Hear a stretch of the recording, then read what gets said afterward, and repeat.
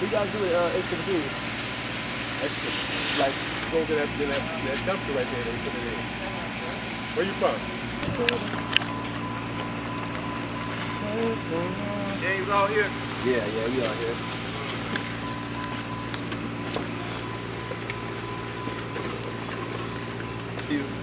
Which all y'all gonna have to end up talking to once you finish here. This is the lady right here. How you doing, man? Nice to meet you. I'm Brent. Craig. Nice to meet you. Joseph. Okay. Mind if I put my bag back here? Devin Dean. David. Devin Dean. David Dean. Okay, all right. Tompkins Hall. First group to go inside. Let's see what we find.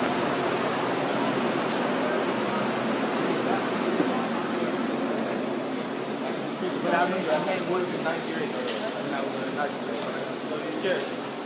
Well, these guys are working. This is the salad bar area. This will be the all-day breakfast location. And over here where the green is, you've got pizza pasta area. You've got it, what they call the international.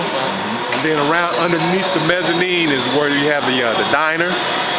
And then the circular area up there, the first area we were at, that is the deli.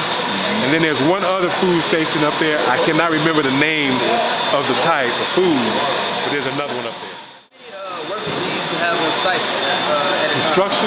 Yeah. On peak, at peak, this job had about 150. At a time? At peak, yeah.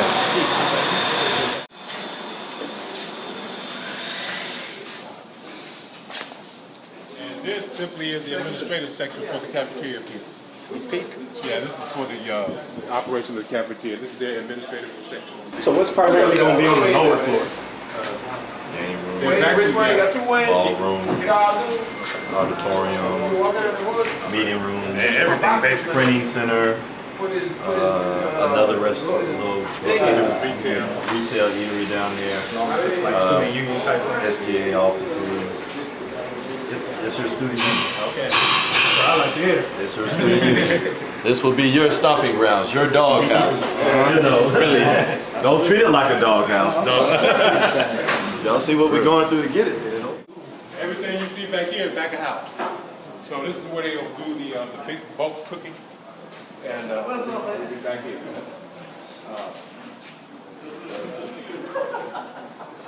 Remembering what the lab was before, like what kind of remarks or feelings do you have looking at the building now? Well, you know, of course I was here in 74 through 79, major in architecture. And it was a lot different than what y'all had before it closed. Yeah.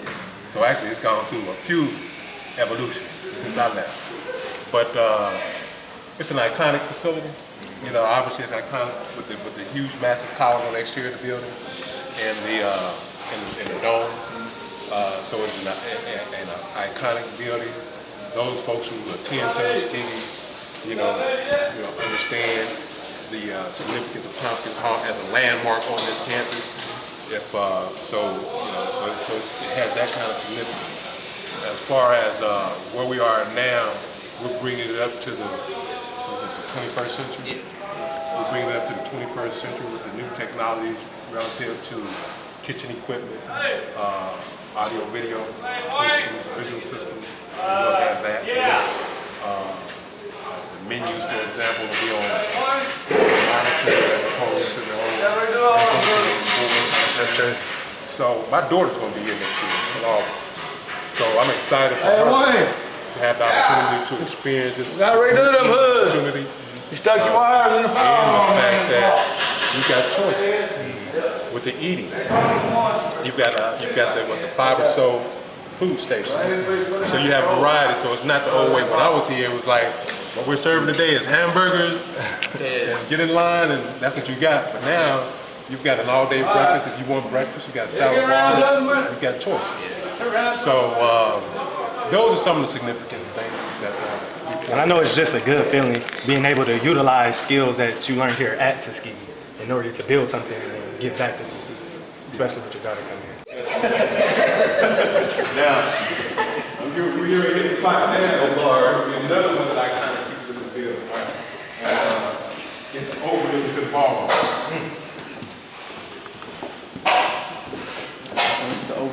ballroom. It's an athletic future. That's what he says. Lead you up the railing, go where that curve is, all the way around to that wall over there. And So this is actually going to be open? This is open where you can, just like we're viewing it right now, so you're actually looking over and down into the ballroom. Wow. So, before the ballroom was off the patio. Okay, y'all remember that? It was off the patio. Now the ballroom is here. They used to have a place called Strutters, retail called Strutters, which was located back in that back corner on the other side of that wall. We'll walk over there too, but there's a new location for it, which is a larger place. Right now we're on our way to have the first look at the SGA offices.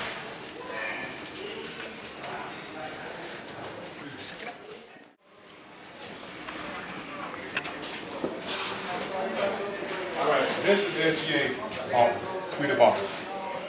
So you can kind of walk down through there and kind of. Got to. These are the These are the rooms that are actually going to be the SGA offices from vice president to president, of course, events coordinator. Excuse me, sir. So, And we're calling it the SGA offices back in your day, or just even the SGA theory. Okay. You haven't touched that subject, what would you say? Well, I mean, it's a whole different generation in terms of people and person and how they operate. But I was back here when I can remember this portion of the building because actually the ballroom was the ballroom. Where before the ballroom was up here for you all. But when I was in school here, the ballroom then is where the ballroom is now going to be. And I can remember back in, I think it was like '76, when the Commodores were getting ready to come out with that Brick House album. Oh, that's old school. But they practiced in the old ballroom. So that summer house in summer school, that summer had a chance to come down and with it. So, anyway, as far as the SBA and the SBA offices and that sort of thing, I mean, it's my impression of the SGA folks is that they're very professional. They're very concerned about and passionate also about what it is that they do, and they take it very seriously. And that's my impression of them. And they come across as folks that are ready, quite frankly, for the next phase of life. That's what Tuskegee does. Getting out in the market. That professional type of environment. They'll be the ones that I've met over the years. And I've been here since '89, so that's 24 years. But really and truly, the student body elects and have elected people in those positions that are very top-notch folks. I mean, that's just my own observation after being here for a number of years. I have not had a chance to meet the current president. I'll be coming in this go around, but I'm sure we'll get a chance to meet at some point. He's a good man. He's an architect, isn't he? Like the last year. The last one was an architect. Okay. But I have not met the new one. He's a businessman. Okay. I met the last one I met was some guy in architecture. Hopefully that answers your question. What I'd like to do really is just go back the way we came.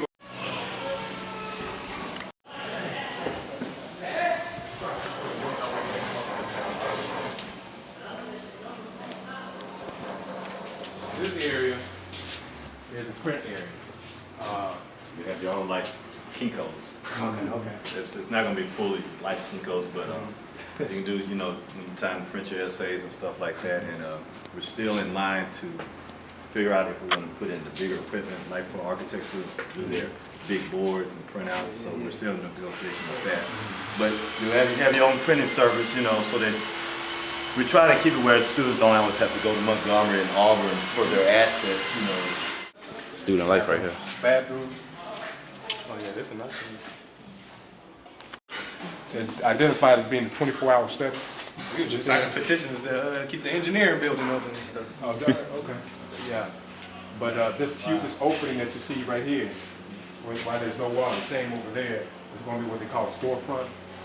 Actually, that's some of it right there. And actually, it's not storefront, it's actually hollow metal frame. Okay. But it's basically going to be a glass wall, where you can actually walk down through it and actually look in. Same thing at that location there. Okay. Yeah, that room is identified as an internet cafe. Internet cafe.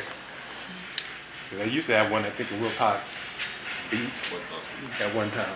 It'd be where you kind of just sit around, just like you used to be able to sit around, kind of lounge a little bit, relax. I think there's gonna be a large screen TV in that general area out there. You know, the pool tables. Yeah, you just got my attention. Spades tables, you know. This is where, you know, no gambling. This looks like the type of area where you would have, you know, some of the game rooms. Yeah, you'll more socializing probably, area. probably have a little bit of carpet and everything, but you have about two or three pool tables in here, you know. And, I'm not sure. I don't know if we're doing video games. Well, what's your favorite part of this whole building? If you had to pick just one aspect that really stands out to you, what would it be? To be honest, it's the dome on the roof. Oh, really? I got a chance before we gutted out the building to actually go inside the dome, and you gotta understand when they first built this building that, you know, as a people, we're the one that did it, and we didn't have cranes and, you know, heavy lifters and stuff. These were Almost like our the people. Egyptians. Yeah, this was our pyramid. This was our Alabama pyramid, and a single beam truss was maybe weighed about almost. They were huge. I would say close to a ton, close to it. Wooden beams that they used, and they used this truss system.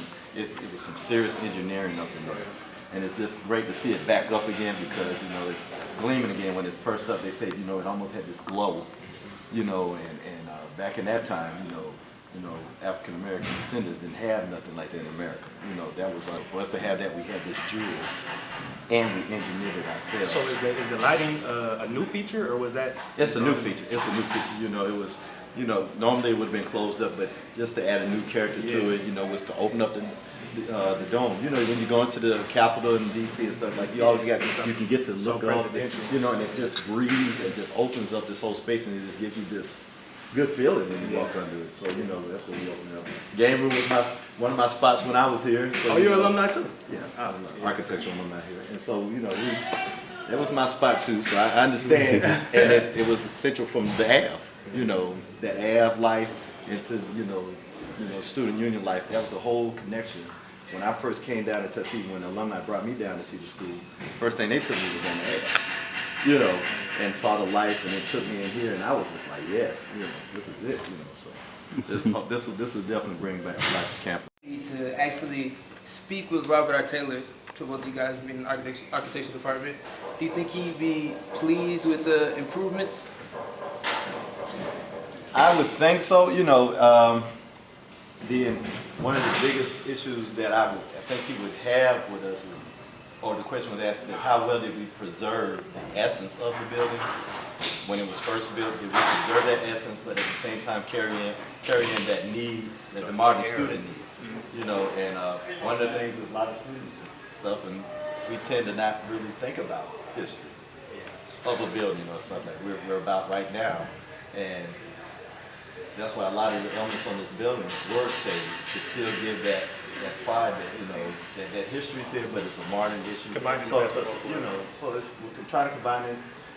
I'm looking forward to see the finished product before I make a decision on that.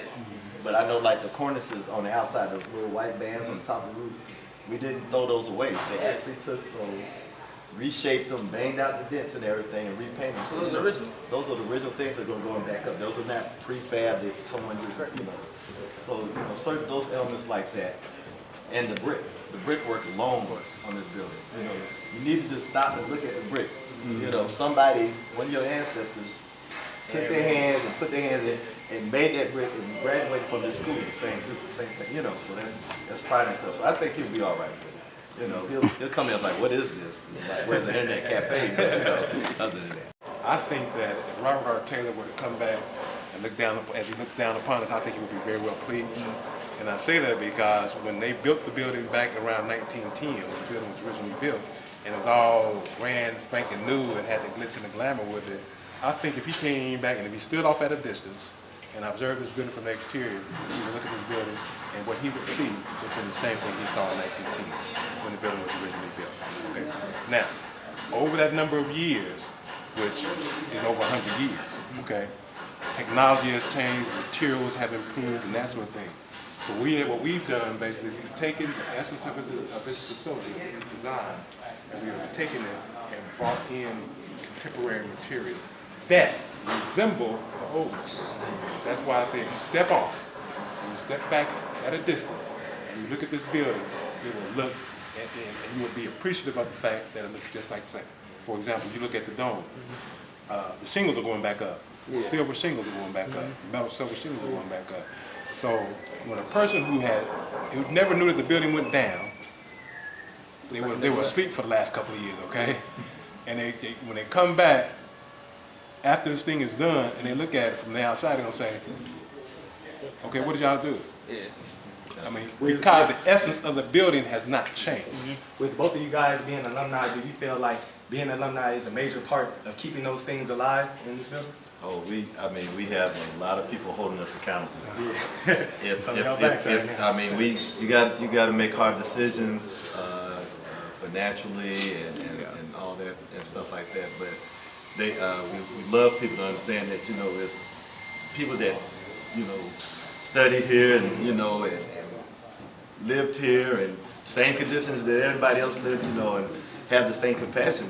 We're some of the people that's making the decisions, you know, so it's somebody that loves this place, and, you know, the hardest thing is getting the people to understand there's a whole lot of other factors out there that the person on the street doesn't even hear or know about. They just judge what they judge for what the information they got, and that's fair. There's nothing wrong with that, you know, but when you got the full facts and you got the alternative to this and that, a lot of times you got to make those decisions that are not going to be popular sometimes off bat and stuff like that. But when down the long run you see, oh, I see why they did that. Oh, good thing they didn't listen to me. No, but not saying that. We listen to everybody because we both get phone calls. You know, people look at us like, you're alumni. I hope y'all not letting them just do anything to do. Like, Robert R. Taylor was actually the first African American to graduate from MIT. Just a little bit now. The building is ADA compliant. We provided a building that meets the Americans with Disabilities Act. I'm pretty sure Robert R. Taylor and Booker T. Washington will be very proud of what's going on right now. Yeah, so. Before you start, I just want to say from the alumni perspective, we really don't care if the building changed or not. We want to preserve the essence. But I think we're all progressive to know that the buildings get old, and things have to happen. What we are most concerned with as an alumni body is that we do have contractors and things of that nature on the project, because what we cannot tolerate is, and we then fuss, complain, and argue. If our school was built by students, and so for alumni and students not to be involved in a project is a problem for alumni. So know that, you know that we look and we defend the fact that, hey, you should be hiring the people, the very people you educated. You should be, you know, we value that. So now you got more seating, you got more kitchen space, because behind this wall there's a smaller kitchen than upstairs, but it's more than what they had here before, as far as retail dining is concerned. And as Tyrone mentioned, going out that way is the patio. So I don't know how good they about that. yeah, this is going to be like, this is how it's supposed to be. What you know, What does retail dining mean? I'm sorry. retail versus residential dining. Oh. Residential dining is those kids living in the dorms or whatever and on a meal plan. So this is about to be like the wow. So yeah. And this is where you want to come when you want to get away from the residential dining. Because you got a meal card and you want to spend some of your money or spend some of your money off your card or whatever. You come down to retail dining. Were you here when Strutter used to be here? I don't know. He said but I don't remember it. I don't remember. Yeah. television studio for you guys. I feel like we're not supposed to be able to go no lower. We just keep going more down and more. Well, I mean, they actually dug down into the ground to provide the deep level. You know, you got your auditorium. So this actually has a whole nother level than what it had before? It was, you got the arch part underneath the ballroom that was there before, that little half circle area from the back of the parking lot side. But from basically that wall right there that goes all the way down, going back this way, all this was what they call crawl space. So we actually came in and dug out about 15, 17 feet of dirt. So again, going back to the idea, we had to do everything inside the little box. So we had to get all the dirt out first, right? And the only way we were able to get the dirt out, we were taking out with that big crane. I don't know if you ever saw the big crane, just taking out these big dumpsters. It was just hauling out dirt, dumpster at a time, which was very, very cool. There's a suite of offices over here. There's a spaces for a future TV studio. This project does not outfit that studio, but it is. There's some space allocated for it. There's the auditorium that we can see, that we will see. Gonna seat about 130 there. There's a FEMA safe room on the other end of the building as well. Those are significant features on this floor. And then on the other side, what used to be a floor in the original building over there, that's all like the mechanical room and both stores. Like that, you actually see all this scope. Yeah, man. Looking from you outside, can't say looking nothing in. after- Yeah, y'all didn't even have no idea about this it's a right whole here. nother floor. You know, and so they, you know, it was a huge undertaking. At least 30 rooms down here. This would be the auditorium.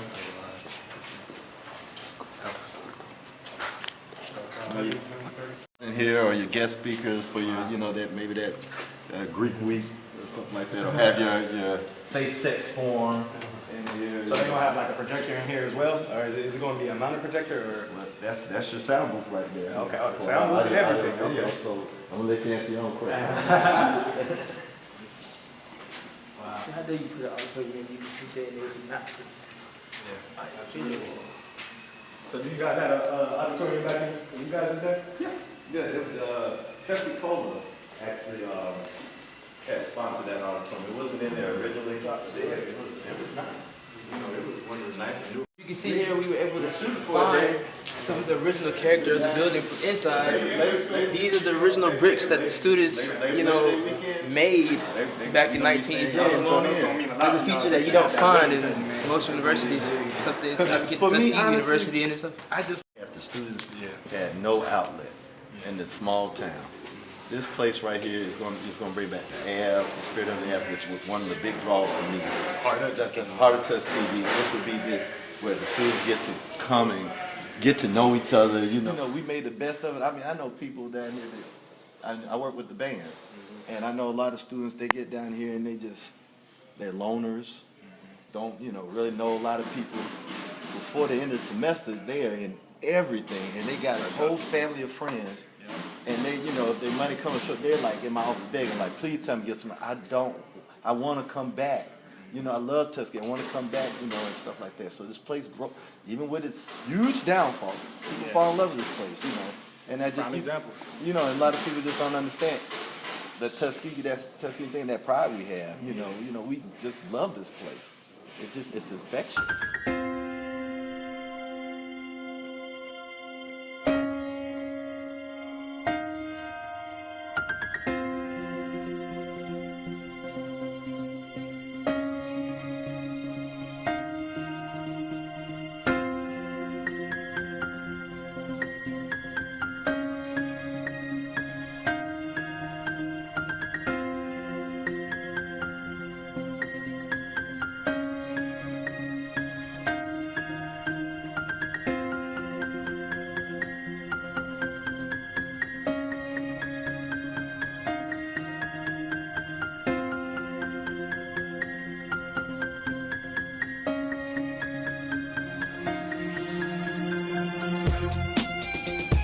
Tompkins exclusive.